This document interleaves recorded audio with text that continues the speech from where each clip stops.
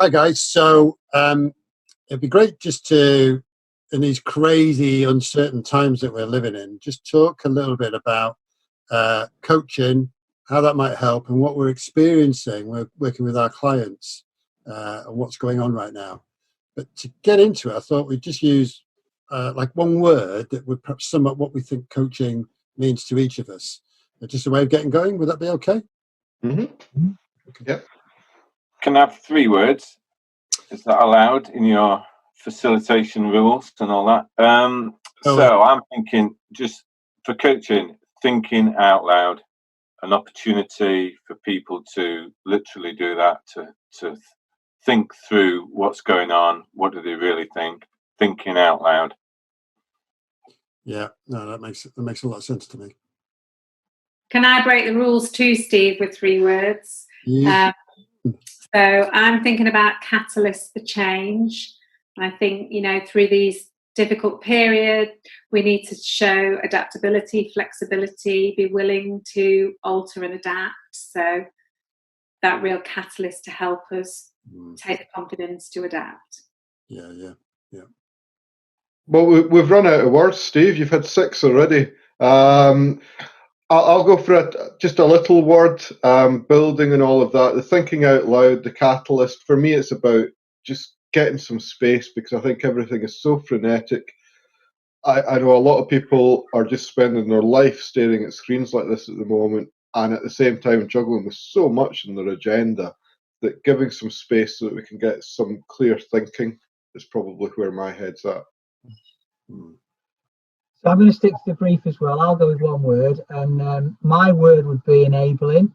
So enabling leaders and managers to either make sense of a situation, or to overcome an obstacle, to achieve something, or to make a decision. Good one. A bit of a theme. My word is articulating, and I think it's good to have an opportunity for people just to articulate the thoughts and the fragments of ideas and so on that are in their heads, as they speak to someone who's simply just willing to listen. Yeah, and sort of building on all those great themes, guys, the one word that comes to my mind is responsible. And I'm not talking about responsible in the word of responsible and accountable, but response-able. And so being able to respond rather than just react to the situation or the chaos that I find myself in. So that would be the words. So that's great. So guys, shall we take the conversation on a little bit more? So what's been going on with the clients out there in the past 4 or 5 weeks? What have you been finding out is the reality of coaching in such an environment? Well, Robbie, you're just straight off a call, aren't you? Yeah, I am. Yeah, straight off a session. So for me, there's been a sort of couple of observations. Obviously, the top of the conversation is obvious in the climate that we're facing at the moment. But what I'm finding is that, coaching clients are showing up in very different ways. Some of them are mad busy, pulled out, don't know what to do next. Yeah. Others are the opposite end of the spectrum. I've got lots of time on my hands and don't know what to do with that time. So, for the clients I'm working with regularly, it's almost like the objectives go out of the window, and it's really, going with their energy, what's important to them, and working through that. And there's always some important stuff that they're bringing. The second thing that I'm finding is the need to sit back, listen, and let people download. There's a lot of downloading that people are needing to How do you do that? I mean, does that work in pretty much the same online as you would be doing face to face? Yeah, I mean, sometimes it's just you ask an open question and then you don't speak for 10 minutes. It's that thing about so how are things, or what's going on for you, and then it all comes out. The online thing, I mean, I've always done some online work, but I'm taking the time at the moment to ask all my clients, how are you finding the online working? And all of them are saying, well, once we get into it, it's actually fine. I think as long as they've got that space and that ability to be able to download, that's what they need. I was struck, Robbie, by you saying, some people are mad busy and others actually quieter. I've got to admit, people I've been talking to predominantly, it's just full on. Yeah, their diaries are stacked with meetings like this. Yeah, and they've got huge objectives because there's lots of business recovery going on. And a word that one lady used with me last week was she was having to be brutal in making choices as to where she was going to spend her time. So being able to just reflect on what is going on and what those choices are was quite valuable for her. Yeah, in the middle of all that. I think it's about really providing that opportunity for coaching in the moment. What can I help you with right now, right here and right now? We're trying to focus on business recovery and also medium-term, long-term planning with all of that uncertainty. So what's going to be the most valuable for you? Yeah, and picking up the themes that came out before about space, articulating, it's just that ability to pause, slow your thinking down to get into that more accessible space so you're not reacting, you are thinking about what is the next best step, even if I'm only planning for the next day or the next week, particularly when, the goalposts are moving all the time at the moment. There's a bit of a paradox I've found, Steve, because you're saying about, there is that theme of allowing people to have the space, and you're going to be providing lots of listening, like you're saying, Robbie. So there's definitely that going on for me. I recognise that, but again, sorry to go back to the screen thing, but the dilemma is that I found that for whatever reason, I'm trying to, when it's online, is kind of speed it up. Every 10 minutes, maybe do something different, just to do with the energy thing. So there's that thing of, people need to kind of be able to talk things through. But then I found, okay, right, we've talked about that. Let's move quickly on to something else. So maybe that's a kind of screen. I don't know, you guys, what you found about that. Yeah, I think there is something in the matching energy thing, because there was a lady recently who said to me, David, I'll be honest with you, I was ready to cancel our first meeting because I'm so busy. There's just so much going on. But I'm really glad I didn't, because as Robbie said, she just needed to download. Her words were, I must apologize because I'm just going to vent. And I said, that's fine. That's fine. And there was a lot of energy in the venting, the frustration at the decision making that was going on that she didn't agree with. And she had to just do that until she had that space to get to a point where we could actually work on, so what are your options? What could you now do? Having had that cathartic release that she really needed. And I'm seeing a little bit of tension around making decisions in the moment without all of the full facts or full information. We're all trying to make the best of decisions with the uncertainty that we're facing. So some of that kind of coaching in the moment, questioning around, well, what was good about that decision, what went well, what didn't go so well, what would you do differently next time, has been really useful to build that kind of confidence around being able to be that adaptable, flexible leader that we have to be in these times of change. I can build on that, Joe, because what I've done with a few clients, and they've wanted to do what we call scenario planning, because they don't know what the outcome's going to be. So, we've spent time looking at what are all the different scenarios and what would you do in each situation. Yeah. So whatever happens, they've got a way forward, Absolutely. That's the thing. I think people are juggling with so many choices at the moment. Yeah, that being able to just narrow things down and give a bit of focus has real value.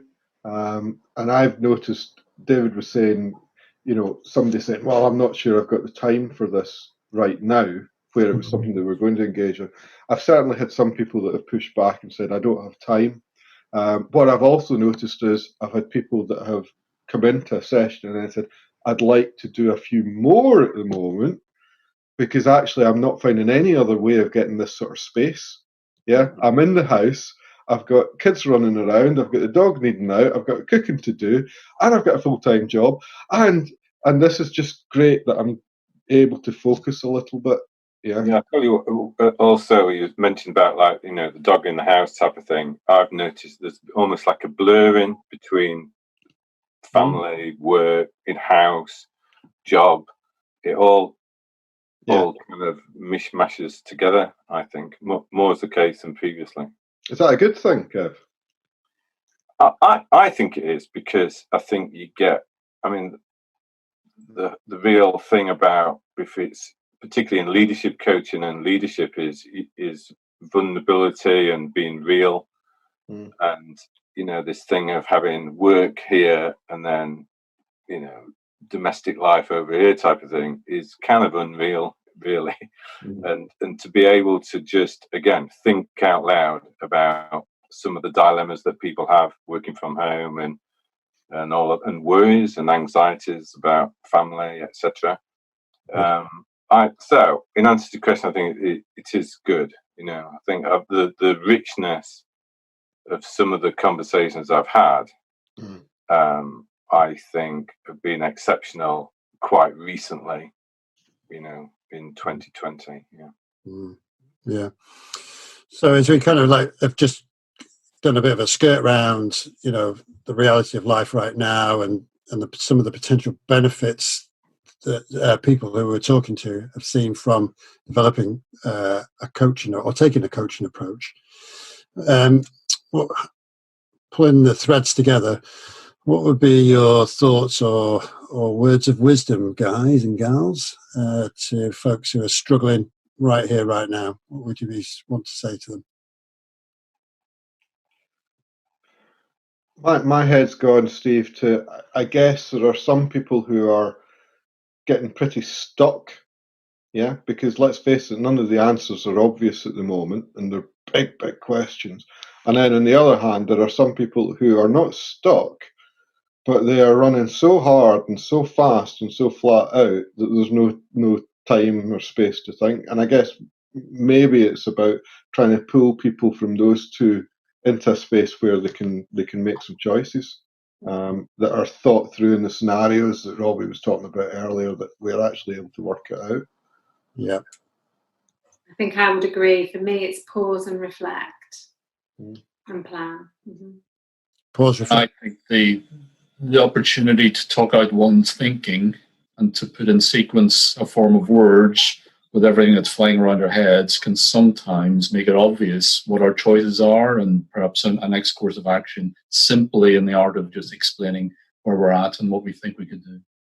Yeah, definitely. The guide say, you know, don't feel you have to have the answers, you know, because we're in uncharted times, and you know, people feel they sometimes should know what they should be doing, and they don't, you know, and it's okay not to know.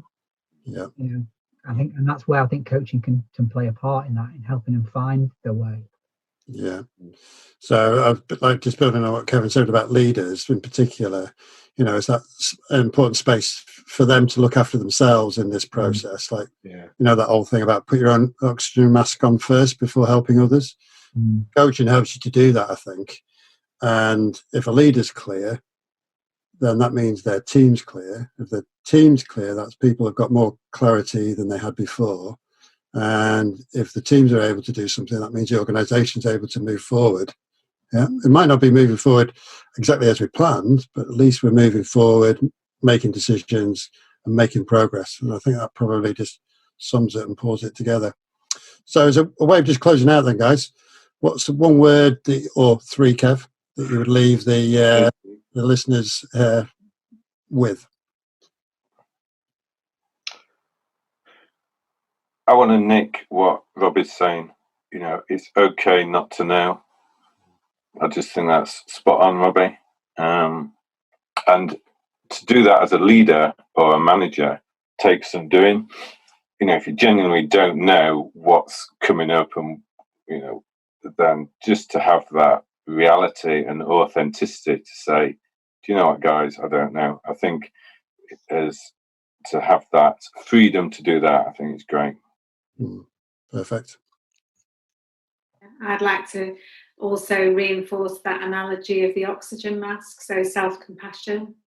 taking care of yourself so that you can take care of others in the best way possible. Yeah, fantastic, Joe.